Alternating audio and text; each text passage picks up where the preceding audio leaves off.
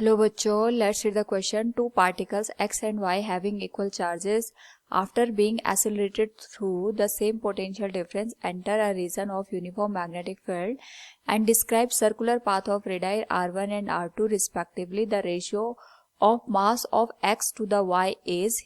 Now to answer this question, first we will discuss here the key concept, and here the key concept will be force on a charge particle moving in a magnetic field. और जब हमारे पास charge particle का motion और magnetic field दूसरे के perpendicular होता है, उसमें जो चार्ज पार्टिकल का पाथ बनता है that is circular in nature.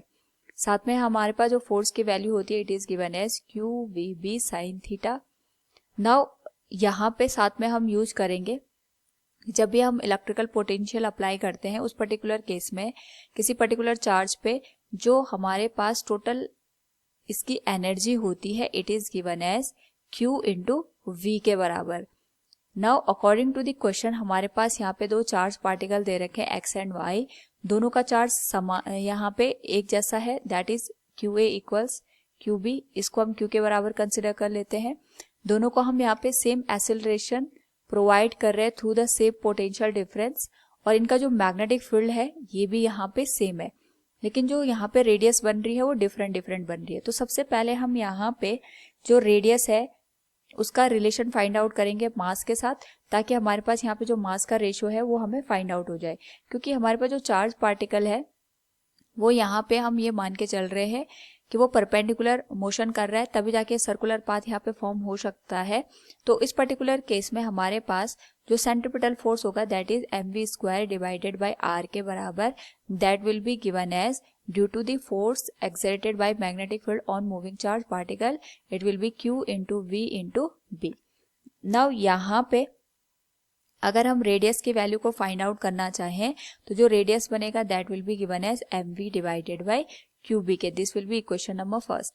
Now यहाँ पे क्योंकि जो एक्सेलरेशन प्रोवाइड किया जा रहा है that is due to the potential difference, तो यहाँ पे हमारे पास जो चार्ज पार्टिकल होगा उसकी जो काइनेटिक एनर्जी होगी we can write here kinetic energy of particle will be given as half mv².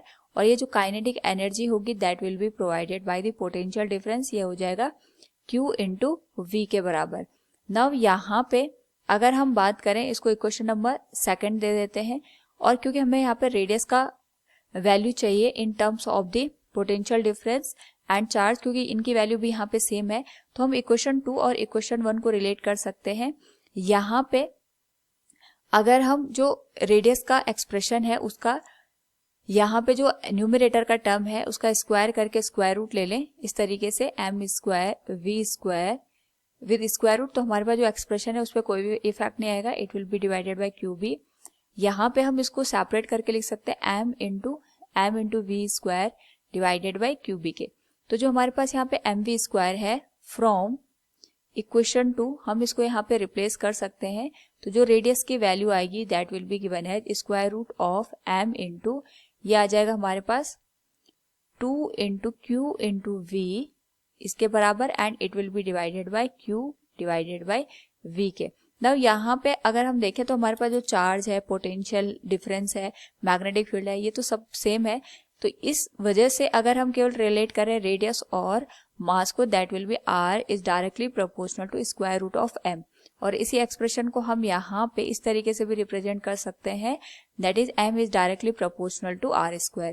तो जो हमारे पास यहाँ पे x और y पार्टिकल्स दे रखे उनके अगर मासेस की हम बात करें mass of x divided by mass of y that will be directly proportional to the radius. तो हमारे पास जो फर्स्ट पार्टिकल है उसका रेडियस r1 है, तो r1 का स्क्वायर आ जाएगा and it will be divided bye r2². तो जो हमारे पास यहाँ पे मासेस का रेशियो है it will become r1 by r2 का whole square. This will be the final answer. So from the given question we can say here the ratio of mass of x to the y is r1² divided by r2². Hope all you understood it. Thank you and best of luck.